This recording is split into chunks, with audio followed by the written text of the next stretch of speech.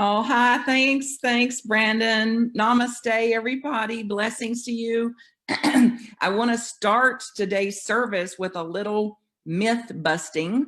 Some of us have fallen under some kind of spell that today, which happens to be Mother's Day, is about brunch. Anybody believing that? Well, it's a lie, a lie, a lie. Mother's Day was not created by Hallmark. Mother's Day was created by an activist, a revolutionary love warrior named Julia Ward Howe. So look it up, read about it. She was tired of things. She was tired of war. She was tired of tribalism. She was tired about our value being measured about who we know and what we have. She was tired. She was ready to serve differently. And she used her pain, her grief, and in doing so, it merged with hope, and a hope emerged from it and then became her mission. And then after living through the Civil War, she called out for peace. She called for revolution, and she called the day of the revolution Mother's Day. So it's a very different take on what today is for some folks. So I believe that we're here today too, in that spirit, and I certainly am. And I know many of you, and those of you listening, bless you in your journey of that, and let our spirit become alive today as the people that's gone before us have, that it's our turn now for this kind of merging, to use whatever we're grieved about, whatever we're tired of, whatever we've had just enough of, to say that I'm going to merge that in my spirit to inspire me and to be co-inspirators with other people, to say, I've got to do something about these things. So then we are the leaders we are waiting for. So then we take back this day and every day as a way to do that. Then we say yes to leaving our mark on the world, leaving your mark on the world. What is your mark on the world going to be? More complaining, more drama, or something radically different, radically empowered, radically empowering, radically wholehearted. And I believe that each of us was going to have this holy discontent and this holy unrest in us until we claim this authentic, vulnerable, powerful part of ourselves and say, yes, I have a mark to leave on the world. I'm leaving that mark on the world, and I'm going to dial up my luminosity on leaving that mark. And then as that mark becomes more radical, more relentless, more wildly crazy, imaginative, collaborative, innovative, faithful, loving, surrendering, then infinite possibilities exist. So then to let our love insist that there's no such thing as others. There's no such thing as the other or other people. If you believe in quantum theory, quantum physics and mechanics, we know that what I do to me, I do to the whole. What I do to one, I do to the whole. So it's a day to say, to wake up then, that I cannot rest. I cannot have rest until the whole can find a greater rest. And to look at then what we're doing that sucks off our energy, that drains our vitality, to say, okay, then I'm exhausted. I'm just so exhausted. I'm just so tired. And for years, I listened to people say this, like, Martha, I'm so overwhelmed. I'm feeling overwhelmed.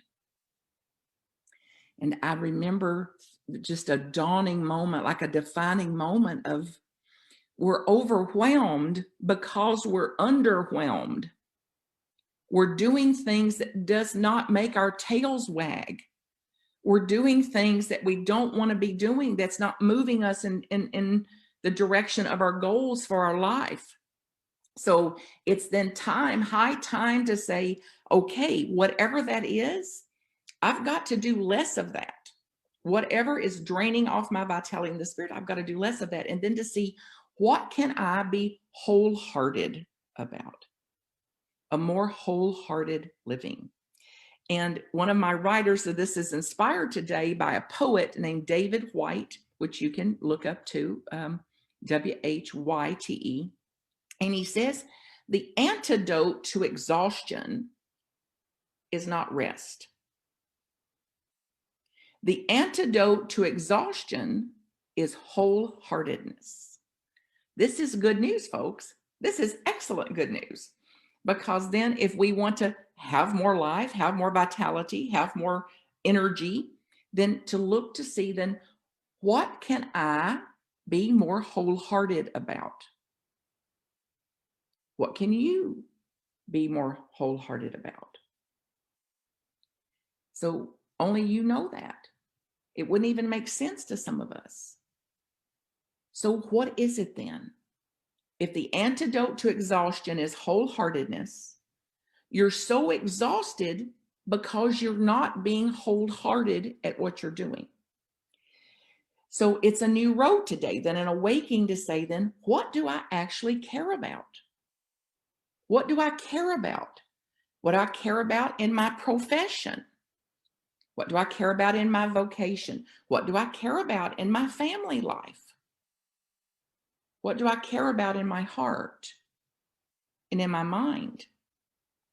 And this is a question, a conversation that we all must have with ourselves, and to have with ourselves at every stage of our life, not just once in our life, but in every stage of our life. A conversation that we often won't pause to have, because instead we've got this kind of conversation going on about, well, I'll get to it. I'll get to that. I'm going to get to that. I'll get to that when the kids are grown. I'll get to that when I have enough money in the bank. I'll get to that when I retire. I'll get to that when I'm dead. You know, I'll get to that when it gets easier. Instead of just now, today, what can I be wholehearted about now? Right now. So think about this for you. And it could be modeling self-compassion. It could be a practice of gratitude. And back to the power of practicing gratitude. It could be celebrating a milestone, celebrating something you've accomplished. It could be learning something, taking on something new. We're built to learn. We're built to use our minds and to take on challenges that grow us. And to know, you know, one of my coaches once said, you know, when I said, oh my God, it's so challenging. This is so challenging. Oh my God, I'm struggling. And she's like, golly, quit saying that. Stop saying that. I'm struggling. It's like, you're built for struggle. We're built to be challenged. She said, if you were on a soccer field and nobody was there to defend, there was no defense team, it's just you and a ball, and you're going to kick it down the field and kick it into the net, and there's nobody there to work around and nobody there to oppose you, how many times would you want to run up and down that soccer field and just kick the ball in there? Like, well, not many, probably one or two. It's like, well, that's the point. So we're built to strategize around that opposition. We're built to think through, to find a way to create, to innovate around this. So to get wholehearted about it instead of so dreadful about it, so dreading it. It could be that we make a contribution to something that we love, something that we want to see ongoing. You know, to adopt a project or to adopt a profession. Last year, I adopted first responders and those first line workers and hospitals, and found ways to get food and gifts into those hospitals just to say thanks to them through that year. This year, I've adopted teachers, so I'm finding a way to fund their projects and things. And then I donate to ministries and to churches and to Unity, to this ministry and to Unity Worldwide headquarters. of that, because I want to see this ongoing. I want to see this around for the next 100 years, these empowered teachings that have changed my lives and many of lives and most of the people I know that's been affected by these teachings and the way these ministries are serving us in some way. So what can you do? What can you do today that would give vitality, more wholeheartedness for you? Begin to think about it and see, even if you think about it, if you get your tail wagging a little bit, just one idea you have, something you can do, and give yourself a gold star. Remember when you were in first year kindergarten, anybody, did you get gold stars? Little stars on your paper, little stars maybe on a report card, and what that felt like to get a gold star. So give yourself a gold star today, that I have awakened to wholeheartedness. I'm onto it now, and I'm going to be devoting some energy to living more wholeheartedly. And then I'm going to keep giving me some gold stars. I'm going to inspire me and encourage me along the way, and you. And then I'm going to give gold stars to other people too. It could be get wholehearted about straight talk, actually having a conversation with somebody, a connection point with somebody. So instead of this superficial kind of dancing around anything, versus just sitting and asking somebody what's on their heart and listening to that, what's on their mind and listening to that. It could be that I don't assume that people are having the experience that I'm having about anything, so that instead of imagining that and projecting that onto them, I get to ask them, what is your experience of this, or what would support you during this time? And then that means then to get wholehearted and to get more wholehearted in our living, to get revolutionary about this crazy kind of living and love that is proof according to the scripture.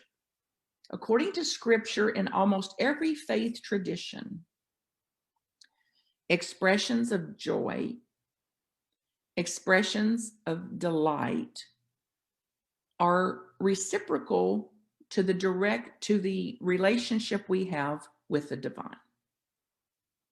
So as I am deepening my relationship with the divine, whatever you call that, Spirit, Holy Spirit, God, whatever your word for it is, as I cultivate that relationship and develop that relationship and bring that alive in me, then my expressions then are going to be more loving, kinder, more wholehearted, more joy-filled, a little spark in the eye that can return when I presence myself, get clear about what matters to me and what mark I want to leave on the world, and to get more and more practice, more and more mindful, and more conscious with every thought I have and every thought I act on. Not every thought I have, but every thought I act on is leaving a mark. Every emotion is informing me that I'm either strengthening myself or I'm weakening myself. So then I want to make choices leaning toward what strengthens me, what gives me vitality. And I want to get more and more aware and more awake of what weakens me and drains off my vitality and drains off my spirit, that leaves me more exhausted, more tired of something. And then I'm naturally going to have more possibility, more infinity in what I'm able to do. And you've all had this experience, because when time collapses, even though you've been hard at work at something, a project that mattered to you, it's a good tired. It's not the tired where you think you won't recover or you even doubt what you're doing. So this is going to mean then we drop some things too. So as we start up new things that empower us and strengthen us and lift us up, then we're going to have to stop some things that drain us off and that continue to weaken us, and to get mindful about which is this now. Even as I think about this task, do I feel more lifted up by it, or do I feel kind of drained off by it? And this could include things like perfectionism. Any perfectionist out there can relate? Like everything's got to be just so-so, just so-so, just so-so versus, it doesn't. I can put my whole heart in it. You can watch children do it. They just color and create something, and then they let it be. They were in it for the love of coloring, not to make something perfect. It could be that we snap out of this working with scarcity, and that there's this lack of, and there's not enough, and not enough money, and not enough time, and not enough me, and not enough. And it's like, okay, enough of that. And now I'm going to live a life leaving my mark of the world of enoughness, not enoughness. So I want to leave a mark on the world that said, here's somebody that worked with what they had. Here's somebody that took what they had and made enough from it, that made enoughness come alive and abandon and drop some of that not enoughness mentality. It could be to stop numbing ourselves out, and whatever that is for you. You can take a look at what it is because you're ashamed to tell it. So if you have a shame in saying you're doing this or you're doing that, you'll know that that is weakening you, the fact that you have shame around it. So if it's TV, for example, and you love TV and you come out of it feeling alive and you're getting ideas from it, it's a time that you can restore yourself and rest and come out of it better than you went in, then it's not that. But if you are coming out of it feeling drained and more tired and more apathetic and more cut off and more resentful and whatever else, then you'll know that's not an integrity for me. It could be absolutely stopping criticism.